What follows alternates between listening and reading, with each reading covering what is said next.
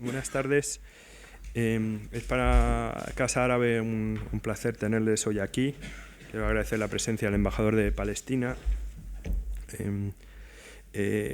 porque hoy vamos a ser un placer y aparte un honor, porque hoy vamos a abordar en Casa Árabe la protección de la infancia en los países árabes a 25 años de la Convención de los Derechos del Niño. Acabo de comparecer en la Comisión de Asuntos Exteriores del Senado y precisamente he presentado el ejemplo de hoy como uno de los ejemplos en los que se demuestra la voluntad de Casa Árabe precisamente de tener un elemento de intervención, un elemento de colaboración, de cooperación de cara a encontrar resultados para asegurar precisamente esa protección. Es decir, estamos ante uno de los temas que para nosotros es importante porque permite que esta casa sea un lugar donde se debatan específicamente cómo llevar los grandes principios del Comité de Derechos del Niño a la realidad práctica mediante los presupuestos de los diferentes países. Conmigo se encuentra la señora Amal Al-Doseri, que es vicepresidenta del Comité de Derechos del Niño de las Naciones Unidas. Ella es nacional de Bahrein. Se encuentra también el señor Saman J. Zapa, especialista en políticas sociales de la Oficina Regional para Oriente Medio y Norte de África de UNICEF. Él es natural de Jordania y modera Jorge Cardona Llorens, que es miembro del Comité de Derechos del Niño de Naciones Unidas.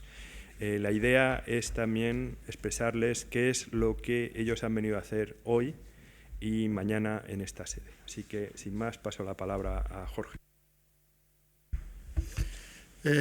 Muchas gracias, señor director. Bueno, en primer lugar, yo quiero agradecer a la Casa Árabe muchas cosas. La primera es que haya acogido la reunión que estamos teniendo desde esta mañana a primera hora y que terminaremos mañana con representantes de gobiernos, de sociedad civil organizada y de UNICEF, de los países árabes, del norte de África y Oriente Medio, para hablar en el marco de las consultas que llevamos a cabo en el Comité de Derechos del Niño sobre el borrador de observación general que estamos elaborando sobre gasto público en infancia. Ustedes saben que hace 25 años se entró en vigor la Convención de los Derechos del Niño. Hace 26 años que se aprobó, en el año 89, y entró en vigor al año siguiente. Y llevamos 25 años de aplicación de un texto que es en la actualidad el tratado internacional más ratificado que ha habido jamás en la historia. 195 estados han ratificado la Convención de los Derechos del Niño, más estados que miembros tiene la ONU. Se puede decir que todos los estados del mundo han ratificado la Convención, salvo dos: Sudán del Sur, que como saben es un estado de relativa reciente creación, se creó hace 3 años, y que tiene una situación de inestabilidad que no le ha permitido, aunque el gobierno manifestó su voluntad de ratificar la Convención, no le ha permitido hacerlo todavía. Y los Estados Unidos de América, que son el otro estado en el mundo que no ha ratificado la Convención por diversos motivos, pero que sí ha ratificado, sin embargo, los protocolos adicionales a la Convención, de tal manera que forma parte del sistema.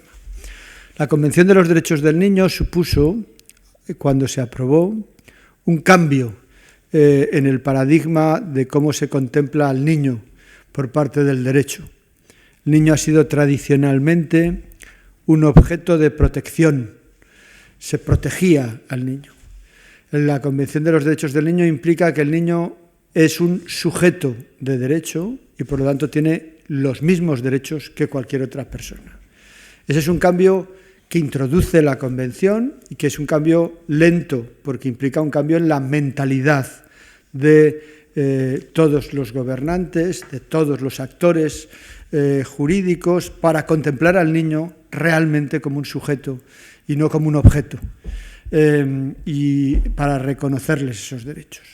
A lo largo de estos 25 años, esos cambios se han ido produciendo poco a poco en todos los estados, en unos estados más rápidos y en otros más lentos, en unos estados con mayor profundidad y en otros con menor profundidad. Pero podemos afirmar, 25 años después, que la Convención de los Derechos del Niño ha conseguido que las legislaciones de todos los estados se hayan cambiado, que haya políticas relativas a los derechos del niño en todos los estados, que haya estrategias globales en todos los estados sobre los derechos del niño.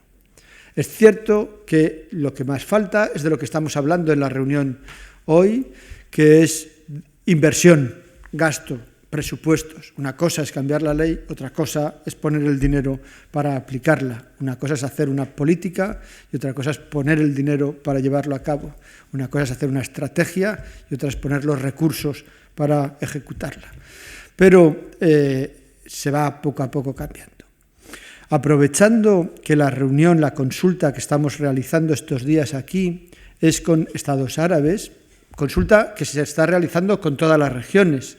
Hemos hecho consulta en América Latina, hemos hecho consulta en África subsahariana hace 3 semanas en Sudáfrica, hemos hecho consulta con estados europeos, está prevista una consulta con estados asiáticos, pero aprovechando que esta consulta era con estados árabes, hemos organizado, y este es el segundo motivo de agradecimiento a la Casa Árabe, esta mesa para hablar de cómo se ha producido esa evolución, 25 años de aplicación, en el mundo árabe de la Convención de los Derechos del Niño.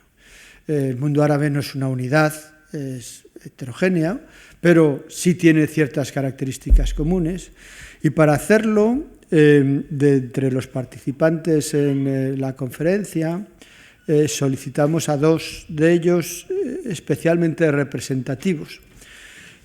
Ustedes saben que la Convención de los Derechos del Niño crea un órgano cuya función es vigilar la aplicación de la Convención, hacer el seguimiento de cómo los estados la aplican. Ese órgano es el Comité de Derechos del Niño, que está formado por 18 personas y del que yo tengo el honor y el privilegio de formar parte. Esas 18 personas somos de reparto geográfico para que estén representadas las diversas culturas. No hay un número exacto por región, pero más o menos se aproxima, aunque a veces cambia, a que hay 3 de América Latina, 3 de África del Norte, 3 de África subsahariana, 3 de Europa Occidental, 3 de Europa Oriental y 3 de Asia. Hay años que hay 4 de Europa Occidental, solo hay 1 de América Latina o 2, pero más o menos es el equilibrio que hay para que estén representadas las culturas. Entre los de África del Norte y Asia hay representantes, lógicamente, de los países árabes, y uno de ellos, que además es vicepresidenta del Comité de Derechos del Niño. Las vicepresidencias tienen reparto geográfico y una de ellas es de países árabes. La vicepresidenta, que es Amal Al-Doseri, está aquí presente y le hemos pedido que nos hable de cómo ha visto ella esa evolución de los 25 años. En segundo lugar, otra institución en cuyo mandato está la aplicación de la Convención de los Derechos del Niño y la ayuda a que se respeten los derechos del niño es UNICEF. UNICEF, saben ustedes, es una agencia de Naciones Unidas, un fondo de Naciones Unidas cuya fin es los niños, el trabajo con los niños, el respeto de los niños y, por lo tanto, de la Convención de los Derechos de los Niños. Y tenemos también el privilegio de tener entre nosotros a Saman Thapa.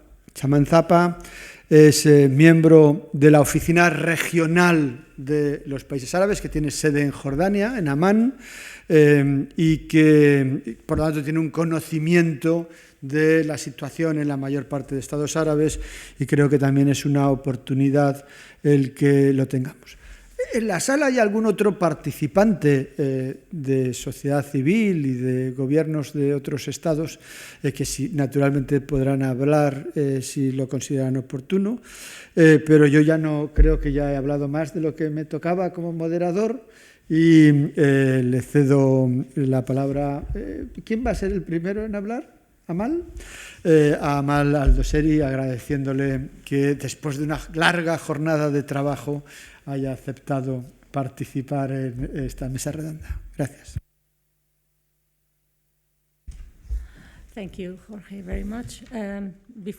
Muchas gracias, Jorge. Antes de comenzar, me gustaría trasladar mi agradecimiento, en especial a Casa Árabe, por esta fantástica oportunidad de reunirme con tantas personas diferentes y celebrar debates para poder desarrollar las observaciones generales.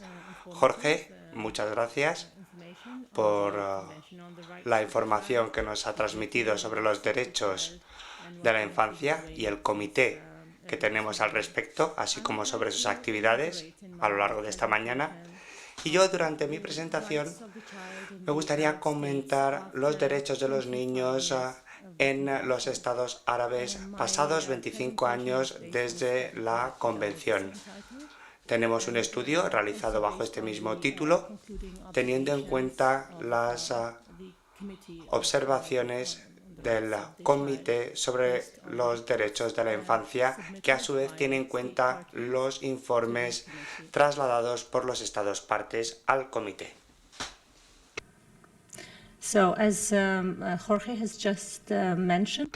Jorge acaba de mencionar que recientemente hemos celebrado el 25 aniversario de la Convención. El 28 de noviembre de 2014 tendremos la primera generación de niños que han vivido bajo los auspicios de la Convención. Ha sido ratificada por todos los estados árabes. Y la verdad es que es importante destacar que los valores y principios plasmados en la Convención tienen en cuenta que el niño es un individuo que tiene derechos y opiniones, a la vez que es un ciudadano con libertades y derechos civiles. En el pasado se consideraba que el niño era propiedad de su familia, en particular de los padres, pero esto ya ha cambiado. La revisión del marco constitucional legislativo del Comité en el mundo árabe. A pesar de la ratificación de los instrumentos de derechos humanos en los últimos años, aquí solamente me voy a referir a los países árabes. Tal y como hemos mencionado, la Convención sobre los Derechos del Niño ha sido ratificada por todos los países y los estados árabes siguen afrontando obstáculos en su implantación a causa de los siguientes factores. En primer lugar, hay muchos países en el mundo árabe que tienen reservas sobre algunos artículos de la Convención.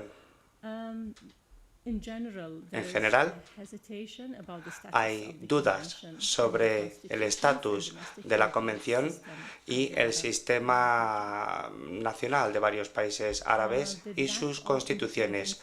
Hay falta de una monitorización independiente y seguimiento de los derechos de los niños. Vamos a ver ahora las reservas y declaraciones en este sentido.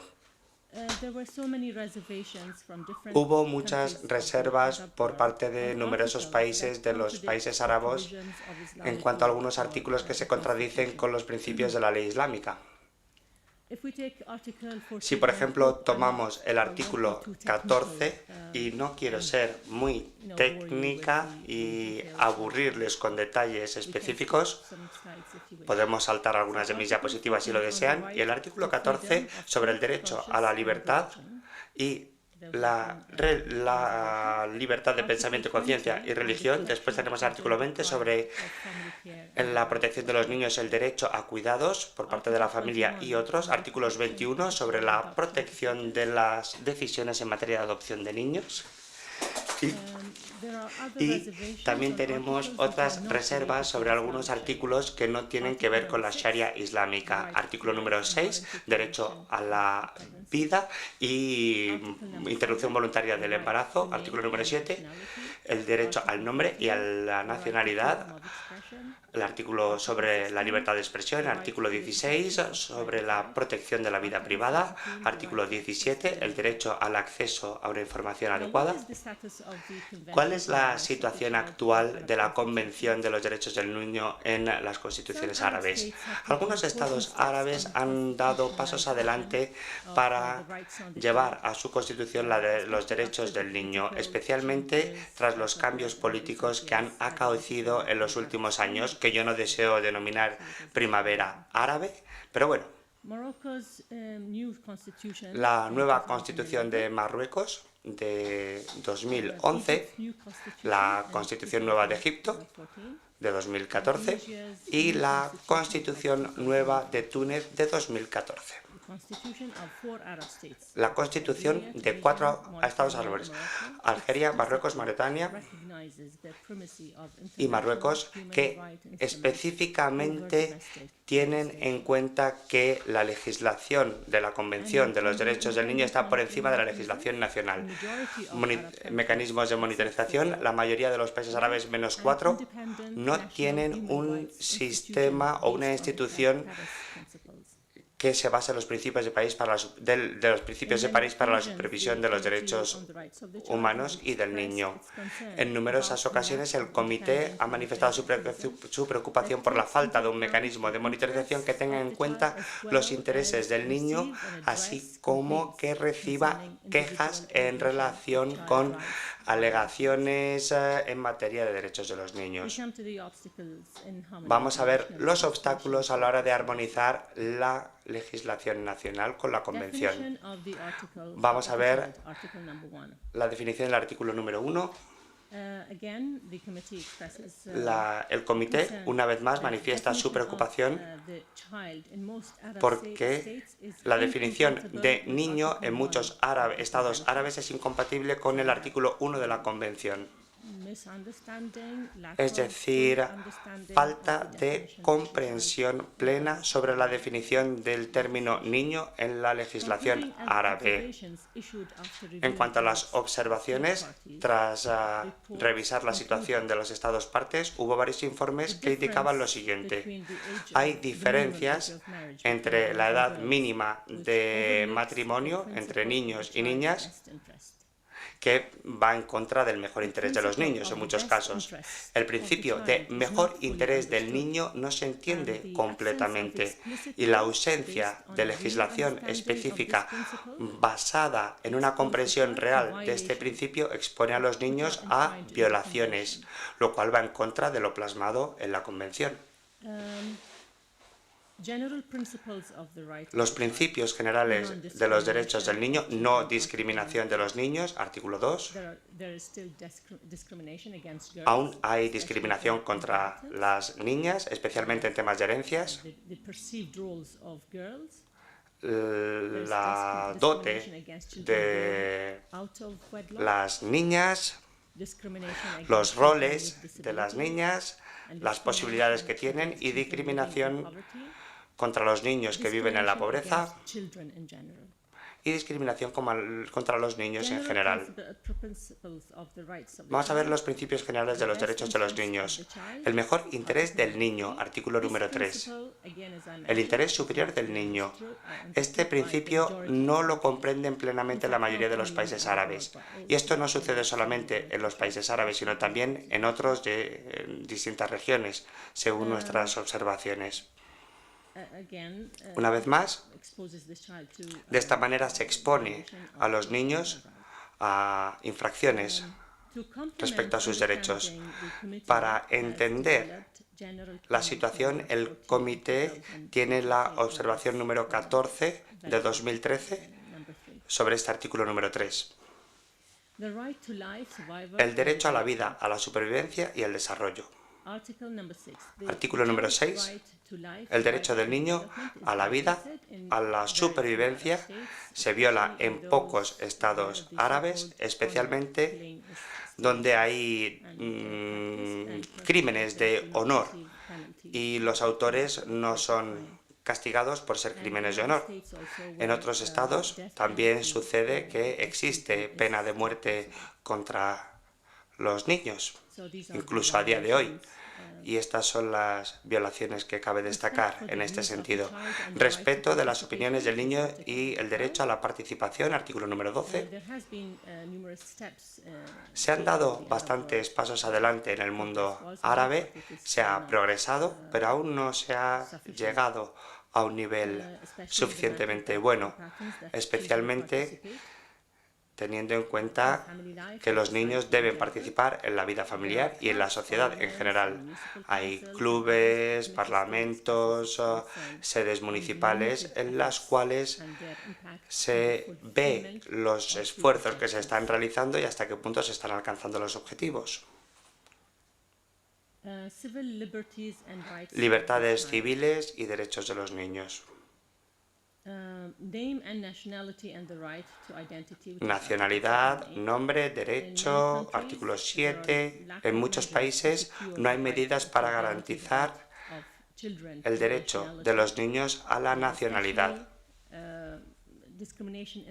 Especialmente se produce discriminación a la hora de trasladar la nacionalidad de la madre al hijo. El padre puede hacerlo sin problemas, pero la madre a menudo no puede en numerosos países.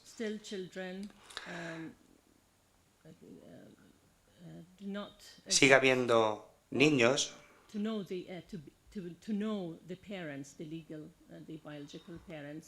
que no tienen derecho a conocer a sus padres biológicos. Una vez más, teniendo en cuenta las recomendaciones del Comité sobre los derechos del niño y el Comité sobre la eliminación de todo tipo de discriminación contra las mujeres, hay algunos estados árabes que han avanzado para eliminar la discriminación contra las mujeres en el área de los derechos de los ciudadanos, en Argelia, Túnez, donde la nacionalidad de la madre se puede trasladar a sus hijos. En Egipto, creo que la madre puede transferir la nacionalidad a sus hijos en caso de que el padre sea palestino. El derecho a la libertad de pensamiento, conciencia y religión, artículo 14. En muchos países se han manifestado reservas en relación con el artículo 14, que consiguientemente han llevado a una falta de medidas que apliquen la protección de los derechos del niño y de las minorías en cuanto a sus creencias religiosas.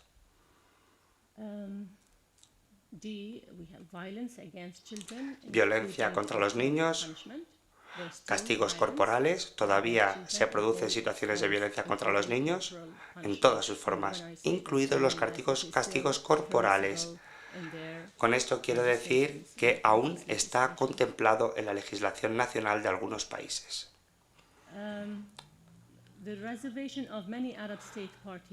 Hay reservas de muchos estados partes sobre algunos artículos de la Convención, en especial el artículo 20 sobre la protección de los niños privados de su medio familiar y el artículo 21 sobre la protección de los niños durante los procedimientos de custodia a causa de falta de medidas al respecto, y hay que armonizar la legislación nacional con la Convención. Por tanto, hay discrepancias entre las disposiciones de la Convención y la legislación nacional, especialmente en lo que se refiere a las responsabilidades de los progenitores y a los derechos de custodia. Hay diferencias en las distintas sociedades árabes.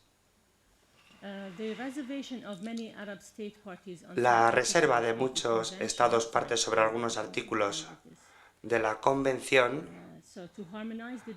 se refieren a la falta de armonización con la Convención y a que aún no se han otorgado todos los derechos a los niños desde el momento de su nacimiento.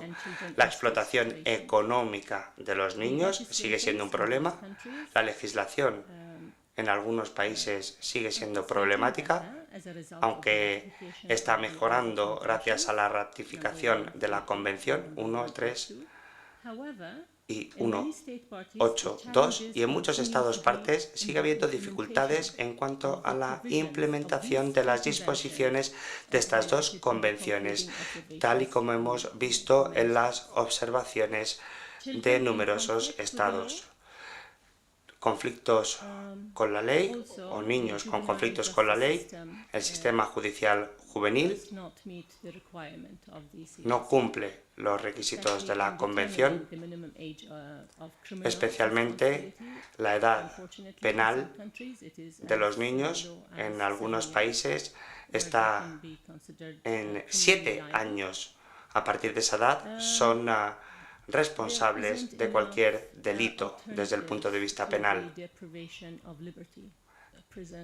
Privación de libertad. Aquí hay tensión y problemas porque la legislación no es adecuada y a menudo no hay instalaciones adecuadas para los niños que son detenidos y que tienen menos de 15 años o entre 15 y 18 años. Muchas veces los que están en esta franja de edad de 15 y 18 años se ven privados de libertad y están junto con los demás presos. Ya no quiero entrar en más detalles sobre la legislación. Yo creo que ahora puedo pasar el micrófono a Jorge. Gracias, Amal. Creo que ha habido un pequeño error. Shaman Tapa no es de Jordania, vive y trabaja en Jordania, pero es de Nepal. Por tanto, aprovecho esta oportunidad para trasladarle la solidaridad y empatía de Casa Árabe y también de todos ustedes a causa de la situación dramática que está padeciendo su país en este momento. UNICEF ya ha informado que más de 1 millón de niños han visto afectados por las consecuencias del terremoto. Así que, sin más dilación, le paso la palabra a Shaman. Muchas gracias, señor Busquets, por sus pensamientos sobre el terremoto. La verdad es que los miembros de mi familia más cercana están bien y hay mucha destrucción en el país y es muy difícil ver la situación desde lejos. Así que les agradezco sus palabras de solidaridad, así como también a Casa Árabe por ofrecer esta plataforma a UNICEF para compartir algunas ideas sobre temas del gasto público en Oriente Medio y en África del Norte en relación con los derechos del niño. Gracias al profesor Cardona y a las demás personas que han organizado esta reunión. Como aclaración, me gustaría decir que para UNICEF, Oriente Medio y África del Norte abarca Marruecos en el norte hasta Irán en este, llegando hasta Djibouti en el sur y Líbano en el norte. Por lo tanto, es una distinción que hay que tener en cuenta y por eso utilizamos Oriente Medio y África del Norte en lugar de hablar de estados árabes. Hecha esta clarificación, me gustaría decir que mi presentación es sobre el trabajo de UNICEF en cuanto al gasto público en esta área y la verdad es que mi presentación no va a ser muy detallada, puesto que hay muchas experiencias muy diversas que se han llevado a cabo en una región tan amplia como MENA y solamente dispongo de una docena de diapositivas. Así que voy a destacar solamente algunos de los temas teniendo en cuenta el gasto público que se debe dedicar a los niños, porque creemos desde UNICEF que es un tema muy oportuno. Antes de entrar en temas muy técnicos, me gustaría tener en cuenta esta diapositiva sobre por qué es importante invertir en los niños. Hay un imperativo moral muy importante, evidentemente, tal y como hemos visto plasmado en la legislación de todo tipo, pero también tenemos que tener en cuenta que es muy rentable invertir en niños.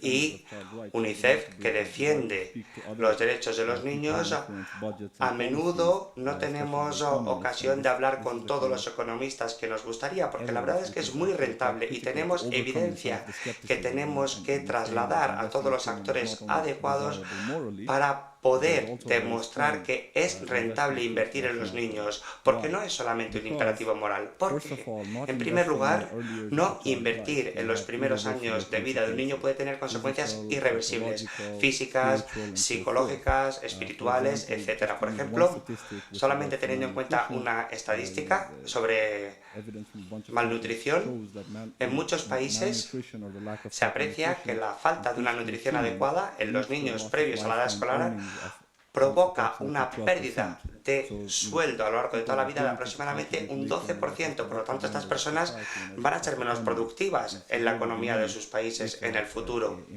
a causa de una situación de desnutrición en sus primeros años. Pero si le damos la vuelta a la cuestión, podemos apreciar que tenemos una oportunidad enorme, porque si invertimos de manera equitativa en los niños, en los primeros años de sus vidas, hasta los 3 años de edad, es decir, desde el embarazo hasta los 3 años de edad, podemos ver la rentabilidad respecto a la inversión. Como pueden ver en el gráfico, la parte vertical indica la inversión, la rentabilidad de la inversión, y podemos ver que la rentabilidad es mucho más alta en los primeros años.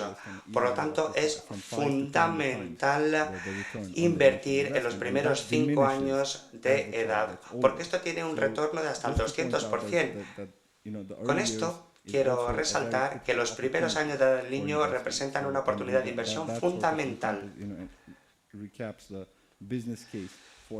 Por eso tenemos aquí un caso de negocio importante. Una vez reconocido este hecho, me gustaría compartir con ustedes algunas diapositivas sobre la labor de UNICEF en cuanto a las finanzas públicas para los niños. Es importante tener en cuenta la importancia de invertir. Profesor Cardona ya ha dicho que es muy importante tener leyes, etcétera, pero que si después no hay inversiones no se consigue mucho. Por lo tanto, UNICEF se ha dado cuenta de esto en los últimos 7-8 años. Nunca ha sido una área de trabajo para nosotros muy específica, pero la verdad es que hemos ido cambiando de planteamiento desde los años 80 y nos hemos dado cuenta que es muy importante contar con presupuestos adecuados para mejorar los derechos de los niños. Y hemos ido ampliando nuestro trabajo centrándonos en el tema de la transparencia, en primer lugar. Es decir, saber hasta qué punto se gasta en los niños y en temas relacionados con ellos. En segundo lugar, hemos analizado si estos fondos son suficientes, teniendo en cuenta los recursos que tiene un país. Y también hemos visto la eficiencia del gasto, que se haga de la mejor manera posible, y también si se realiza gasto con equidad, es decir, que si los niños más pobres y en situaciones más vulnerables son los que más reciben. Y estos son los 4 temas en los que yo trabajo en el ámbito de los presupuestos de gasto dedicado a los niños. Es muy importante realizar tareas de activismo utilizando esta evidencia. También tenemos sistemas de monitorización y trazabilidad para ver qué están haciendo los gobiernos y hasta qué punto están mejorando la calidad y la cantidad de gasto en los niños. Y tenemos que eliminar cuellos de botella financieros a la hora de lograr lo que necesitan los niños. Es fundamental contar con las políticas adecuadas y con la financiación adecuada para que no se produzcan disfunciones. Vamos a ver ahora hasta qué punto está trabajando UNICEF y hasta qué punto ha ampliado su trabajo en los últimos 7-8 años. En 2007 teníamos 30 oficinas nacionales trabajando en temas presupuestarios y la consecución de los derechos de los niños, y en 2013 hemos pasado a tener 116 oficinas, teniendo en cuenta los comités en países industrializados como España, Reino Unido, donde se hace mucho más en términos de activismo. También hemos pasado una época de austeridad.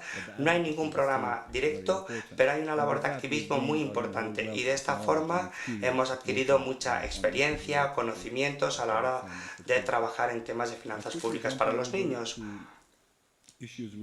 Vamos a pasar ahora al mismo tema en la región de Oriente Medio y África del Norte. Me gustaría comentar por qué es especialmente importante para los niños de la región MENA. Uno de los indicadores fundamentales para medir el bienestar de los niños, aunque no sea el único ni el más completo, es ver cuántos niños viven en familias pobres. Los niños normalmente suelen representar la mitad de la población de un país. En muchos países de esta región, el 36% de la población de la región MENA en general, y bueno, hay más niños que viven en la pobreza que adultos. Es decir, niños que nacen en familias pobres o por distintos motivos.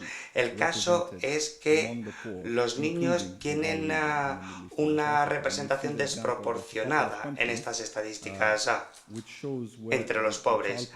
Podemos ver que el índice de pobreza de los niños es superior al índice de pobreza de todo el país, tal y como vemos en algunos análisis nacionales. Lo que hemos visto claramente es que cuando analizamos la edad de los niños de 0 a 14, la proporción de aquellos que viven en la pobreza es superior al índice de pobreza nacional en Egipto, en Irak, en Marruecos, en Jordania, en Yemen y en Túnez, que no se encuentra en este gráfico. El porcentaje de niños en la pobreza es del 20% y el índice de pobreza nacional es del 15%, por lo tanto es un 5% superior al índice de niños pobres respecto al índice nacional de pobreza. Y también sabemos que los niños son más vulnerables que los adultos. Por lo tanto, es importante afrontar estas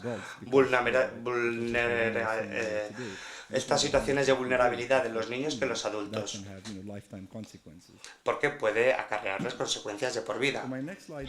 Mi siguiente diapositiva muestra lo que hemos hecho a la hora de orientar o reorientar el gasto público para afrontar estas situaciones vulnerables en Oriente Medio y África del Norte.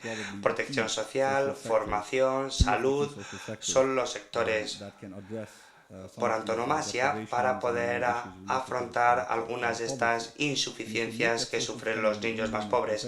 Si vemos el gasto social, los gráficos son de 2011, pero no ha habido muchos cambios. Quizá en algunos temas de protección social que comentaré más tarde, pero el punto principal es que si combinamos el gasto en protección social, salud y educación, tres sectores clave de la sociedad, este gasto es más bajo respecto a lo que se gasta en regiones comparables como América del Norte, América Latina y Caribe, y evidentemente infinitamente más baja que en los países completamente desarrollados, y en particular el gasto en sanidad en la región MENA como media, como porcentaje del PIB del país, es el porcentaje más bajo del mundo, incluso más bajo que en el Asia en desarrollo y en el África subsahariana. Por lo tanto, los países pueden tener buenas políticas, buenas leyes, pero tenemos que analizar el progreso que hemos realizado en la región MENA y también ver su sostenibilidad y ver hasta qué punto se dedican recursos económicos para mejorar la situación. Y aquí vemos que el panorama no es muy alentador. Aquí tenemos tres sectores sociales muy importantes y me gustaría centrarme en el tema de la protección social, programas públicos y privados económicos que se utilizan para reducir el riesgo de que los niños caigan en la pobreza. Hay redes de seguridad, transferencias de dinero, etc. Pero si analizamos el gasto en protección social en Oriente Medio y en África del Norte, vemos que la mayor parte del gasto dedicado a la protección social en nuestra región se dedica a los subsidios, es decir, controles artificiales sobre precios, materias primas como el combustible, electricidad, alimentos. Los subsidios de combustible consumen buena parte de los subsidios de los países en la región. 7 de los 12 países indicados aquí se encuentran en la región MENA. Es decir, que tienen un alto gasto en subsidios para combustible. Irak, casi un 20%. Egipto, 7% del Producto Interior Bruto, que es, la verdad, una cantidad muy importante, porque si tenemos en cuenta el porcentaje del gasto, ese 7% en el caso de Egipto indica un 20% del gasto total del gobierno. Es decir, un quinto del presupuesto del gobierno se dedica a conceder subsidios que son muy regresivos, tal y como comentaré más adelante, porque si gastamos en redes de seguridad, transferencias sociales, transferencia de dinero para contribuir a evitar la pobreza de los niños y sus situaciones de vulnerabilidad, ahí el gasto es mucho menor y la asistencia social es bastante baja, pero este es otro tema. Pero aquí podemos ver el gasto que se realiza en subsidios para combustible en la región de MENA. Y es la única región del mundo en la que sucede algo así. Hay países de otras regiones como Ecuador e India en los que sucede algo parecido, pero como región en su conjunto, la región MENA es la única en la que hay este tipo de subsidios tan regresivos. Vamos a ver quién se beneficia de estos subsidios. Los gobiernos están dedicando mucho dinero a subsidios de protección social y, por tanto, ¿se benefician las personas pobres y más desfavorecidas? Pues la respuesta es no. Si vemos este ejemplo de Egipto, de 100 libras egipcias que gasta el gobierno egipcio en subsidios de gasolina o de combustible, el 80% de los beneficios se dirigen al quintil más rico del país. ¿Por qué? Porque son los que tienen automóvil y los que gastan la mayoría del combustible. Y esto sucede en todos los países de la región, según se desprende del análisis que ha hecho UNICEF. El 80% de estos beneficios van al quintil más rico y solamente el 1% va al 20% de familias más pobres del país. De esta forma podemos ver cómo las familias más pobres y sus países no se benefician en absoluto de los subsidios de combustible que tanto cuestan a los gobiernos. También hay algunas variaciones en relación con el gas licuefactado, por ejemplo, que representa la mayor parte del gasto también en este caso, y el beneficio no va a favor de las familias pobres, en este caso tampoco. Cada vez se están realizando más esfuerzos para modificar esta forma de gasto en protección social. 2011, en 2012 ha habido reformas en toda la región, porque ha habido llamamientos claros a la equidad social y a la justicia social desde 2011. Esta diapositiva es un poco antigua, pero aquí podemos ver ejemplos en los que Egipto, Jordania han eliminado los subsidios y Marruecos y Túnez están realizando esfuerzos para reformar el sistema de subsidios y prestaciones, favoreciendo más así a los niños pobres y vulnerables. UNICEF, cuando toma decisiones, no aconseja al gobierno sobre cómo gastar o cómo no gastar, porque hay muchos factores. No se trata solamente de tener en cuenta el mejor interés de los niños, por desgracia. Hay muchas cuestiones macroeconómicas y temas políticos, Pero UNICEF se complace en aconsejar a los países sobre el impacto o la repercusión que tiene la eliminación de ciertos subsidios o la aplicación de ciertos otros.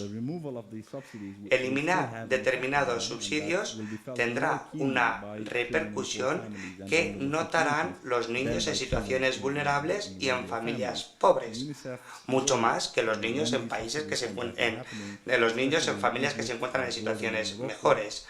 En Jordania, Marruecos y Túnez hemos ido a los gobiernos con la mejor evidencia técnica.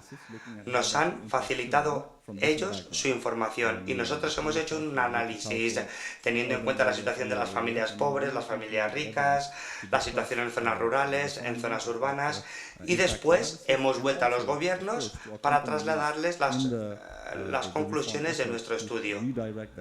Y también hemos valorado las reformas que han realizado estos países para conseguir que los subsidios vayan más a los pobres.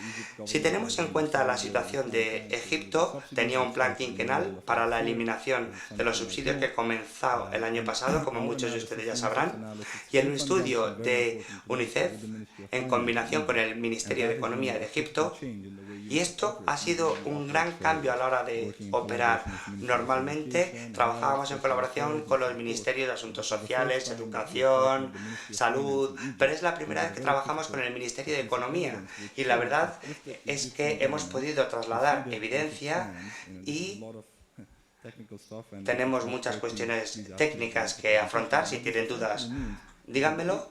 Y fundamentalmente, si el gobierno egipcio lleva a cabo su reforma de subsidios sin redireccionar los subsidios para mitigar la situación, 5.000 niños más caerán en la pobreza a finales del año 2018. Habrá 500.000 de pobres más en el año 2018, especialmente en las zonas rurales del norte de Egipto. Otra de nuestras funciones era demostrar al gobierno egipcio qué es lo que se podía hacer utilizando únicamente una fracción de los ahorros derivados de esta reforma, porque hablamos del 20%, de un quinto del gasto gubernamental, y demostramos que si utilizamos únicamente un 10% de los ahorros debidos a la reforma, esto se podría utilizar para concesión de fondos, para evitar que ese 500.000 de niños caigan en la pobreza y dar la vuelta a la situación de la pobreza, tal y como la vemos hoy. Es decir, 1,6 millones más de niños que actualmente se encuentran en situación de pobreza abandonarían la pobreza. Y se evitaría en total que 2 millones de niños cayeran en la pobreza. 1,6 millones saldrían de la pobreza y 500.000 no caería, solamente utilizando un 10% respecto al 25% que se estaba utilizando antes. La verdad es que estas conversaciones nunca son fáciles porque hay mucha volatilidad política y social. Mientras estudiábamos la situación en Egipto, hubo 4 cambios de ministro de Economía mientras realizábamos el estudio. Así que se pueden hacer una idea de lo difícil que era realizar este estudio. Pero el caso es que UNICEF ha permitido que el gobierno de Egipto tenga la mejor situación para revertir la situación, porque ahora mismo tiene evidencia técnica. En Jordania y en Marruecos estamos llevando a cabo el estudio, todavía no puedo compartir los resultados, pero le puedo decir que son muy parecidos a los de Egipto. Otro ejemplo, ligeramente distinto, se refiere a un análisis del gasto en Yemen. Este país tiene una situación especialmente difícil. Nosotros empezamos a trabajar ahí antes de que la situación empeorara y hemos analizado el gasto en varias áreas clave: educación, sanidad, Y vamos a ver hasta qué punto el gobierno está gastando fondos a lo largo de los años en las áreas fundamentales como educación, salud, protección social y protección de los niños. Y hemos visto que el 14,3% del gasto anual se dedicaba a estas áreas, es decir, menos del 5% del PIB. Si hacemos un desglose de estas cifras, vemos diferencias aún más marcadas. Educación, 12% del gasto total del gobierno, una cifra inferior a la media de la región, que es del 20%, pero bueno, estaba bien. En Yemen el gasto en sanidad es extremadamente bajo, incluso teniendo en cuenta los estándares de la región MENA, 1,2%, 0,4% del PIB. Y si vemos la protección social, solamente se dedica el 0,6% del PIB de Yemen. Perdón, del gasto total, es decir, el 0,2% del Producto Interior Bruto. No son descubrimientos muy alentadores, pero ha sido difícil lograr estos datos porque es muy importante contar con un buen sistema de transparencia y en algunos países es bastante complicado. Y la verdad es que respecto a Egipto, aquí podemos ver que tenemos que seguir trabajando y realizando labores de activismo, pero mostrando evidencia, indicando en qué áreas hay que gastar más y en qué área la situación es aceptable. Resumiendo algunas de las ideas de mi presentación, me gustaría decir que, en primer lugar, hemos de reconocer que el gasto público, es decir, los presupuestos del gobierno, es un medio para conseguir un fin, los derechos de los niños. No es un fin en sí mismo, sino que se ha reconocido en los últimos años que el gasto público es un medio fundamental para conseguir los derechos de los niños. Y por eso el comité está trabajando para formular observaciones adecuadas en este sentido. La segunda conclusión, teniendo en cuenta Oriente Medio y el norte de África, es la transparencia. La transparencia es fundamental para poder realizar análisis adecuados. Hay muchos países en los cuales no podemos hacer análisis a pesar de que la situación haya cambiado. El análisis de Yemen y de Egipto es difícil porque no hay acceso a los datos. No se puede ver si se está gastando el dinero de forma adecuada. De forma más positiva, me gustaría decir que en UNICEF y en todas aquellas entidades que se ocupan de los derechos de los niños, cabe destacar que tenemos herramientas e instrumentos analíticos muy eficaces para mejorar la implementación y la evaluación de los presupuestos destinados a los niños, para ver cuánto dinero se gasta. Hay sistemas de revisión del gasto público, sistemas de trazabilidad y monitorización del gasto público, de manera que podemos ver cuántos fondos se dedican a mejorar la situación de los niños. Otro punto muy importante es que tanto la parte de la oferta como la de la demanda son fundamentales en este ámbito. No hemos trabajado lo suficiente con los ministerios de Economía, no tanto como hubiéramos querido, porque al fin y al cabo son ellos los que asignan los fondos. Por lo tanto, es importante trabajar con ellos en la calidad y en la cantidad de la financiación. Y también tenemos que tener en cuenta la capacidad de los ministerios de Educación y Asuntos Sociales, la capacidad de formular políticas y planes presupuestarios que sean ejecutables. Y por último, las finanzas públicas para los niños no implican crear un presupuesto separado, sino que implica dedicar el presupuesto actual de forma más eficaz, eficiente y equitativa, centrándonos más en los niños. UNICEF no solicita un presupuesto separado para los niños en los países de la región MENA, sino que UNICEF insta a que se utilicen los presupuestos para los niños mejor, para que los niños puedan disfrutar de sus derechos con equidad. Muchísimas gracias a ambos ponentes. Creo que ha sido una visión global de la situación respecto de la aplicación de la Convención y el examen que ha ido realizando el Comité, por una parte con las recomendaciones formuladas a los Estados y, en segundo lugar, desde el punto de vista de la inversión, del gasto público, cuál es la situación, con un análisis realmente completo y con sorpresas en el momento de ver los datos, como suele ocurrir cuando no se acercan los datos. Creo que ahora es el momento de los presentes de formular preguntas, cuestiones. Creo que habrá que utilizar un micrófono para la traducción simultánea. Un momento que conseguiremos, aparecerá el micrófono en algún momento.